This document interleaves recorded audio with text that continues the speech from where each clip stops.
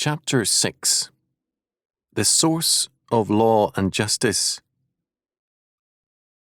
Exodus chapter 2, verses 22 to 25. And she bare him a son, and he called his name Gershom, for he said, I have been a stranger in a strange land. And it came to pass in process of time that the king of Egypt died, and the children of Israel sighed by reason of the bondage, and they cried, and their cry came up unto God by reason of the bondage. And God heard their groaning, and God remembered his covenant with Abraham, with Isaac, and with Jacob. And God looked upon the children of Israel, and God had respect unto them. Exodus chapter 2, verses 22 to 25. We are told in verse 23 that the king of Egypt died, that is, that the Pharaoh who sought Moses' life was now dead. The Egyptian Pharaoh was a god in the faith of the land. Frankfurt stated that the word in Egyptian was netjer. It is not to be translated as a god or the god, but is the god with whom you have to reckon in the circumstances. According to Yehuda, the Hebrew is literally, I made myself. According to Isaman, Pharaoh in Ezekiel 29 verse 3 says, Mine is the river, that is, the Nile, thus I need no divine help because my river provides for all my needs. And I have made myself means that Pharaoh acknowledges no debt to anyone or any need or dependence. Since Pharaoh was the god men had to reckon with in given circumstances, there was no code of laws, as far as we know, valid for all times and governing all pharaohs. What we have, according to Pritchard, are royal decrees framed to meet particular situations. We could call this an ancient form of situation ethics. Instead of an eternal, unchanging God, there was a situational God, one who was the power confronting us in a situation. Instead of a code governing the ruler and the ruled, there was only the will of the ruler. This was legal positivism, not too different from our own legal theories today. In the course of history, the oppressed do not always cry out against injustice. Very often, they do not believe in justice or injustice, and they strive to live with the existing conditions. An existentialist or positivist view of law and justice on the part of the ruler is likely to be shared by the ruled. Men have, over and over again, lived under brutally oppressive conditions while accepting them as normal and routine. The Israelites had become Egyptianized. For them, God meant Pharaoh, the power they had to reckon with in a situation. Given such a belief, morality meant some kind of conformity to the ruling power. The Hebrews had, by subterfuges, kept as many male babies alive as possible, but this was a personal, not a religious fact. Then, and long afterwards, the evil of Egyptian faith was intensely a part of Israel, a fact cited with biting power by Ezekiel chapter 20, verses 5 to 11. The faith of Egypt was a pragmatic and statist faith. The basic concern was a stable, prosperous state. Men certainly died in great numbers during the forced labour levies, but if you survived, you might do well. During the wilderness journey, Israel repeatedly contrasted freedom with problems against slavery with plenty, and the preference for the flesh pots of Egypt was very plain. For example, Exodus chapter 16, verse 3, etc. They had left Egypt physically, but Egypt was still basic to their life and thought. After the Pharaoh who sought to kill Moses had died, then Israel side by reason of their bondage. They cried out, and God was mindful of their cry because of his covenant's sake. God heard them and knew them, that is, recognized their place in his covenant plan. We are not to assume any merits or religious growth on their part at this time. God simply manifested prevenient grace. Although the term is now much neglected, prevenient grace is basic to Scripture and to life. Prevenient means that which goes before. It means that, before we are redeemed, a long chain of providence has guided and prepared us for the present time, for the future, and for all eternity.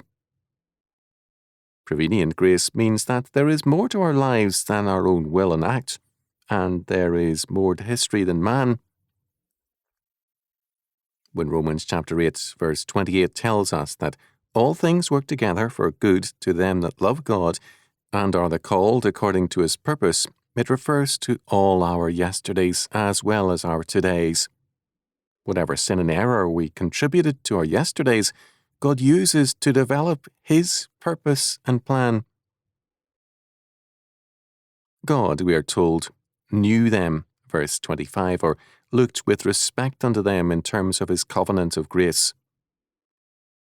The Septuagint gives us another possible reading. And God was known to them, or revealed himself to them. This is a likely reading because we have a progression here.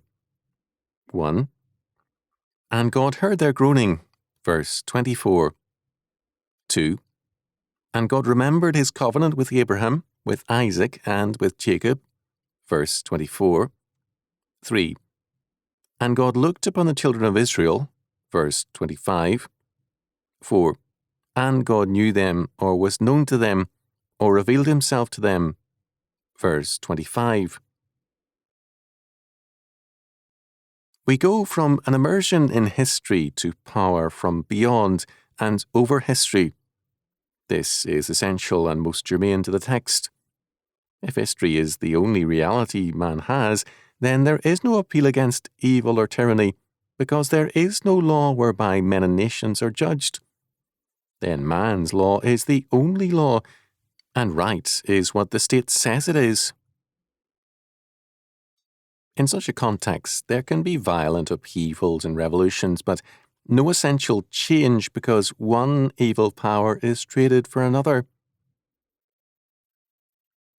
We can reasonably say that the modern age of revolutions has only intensified many problems while altering a few. Men who are at war with God will always be at war against men, because striking man as God's image bearer is a way of striking against God.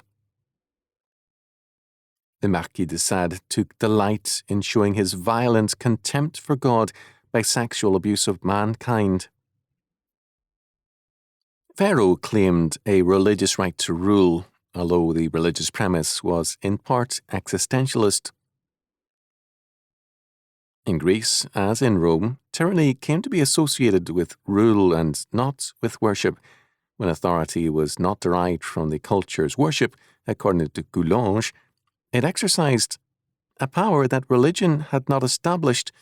It was the obedience of man to man. The tyrant could not appeal to a religious doctrine of right or good. His justification thus became not an appeal upward to God, but an appeal downward to the people. As a result, the tyrant appeals to the people against an aristocracy, against the rich, and against all who are successful.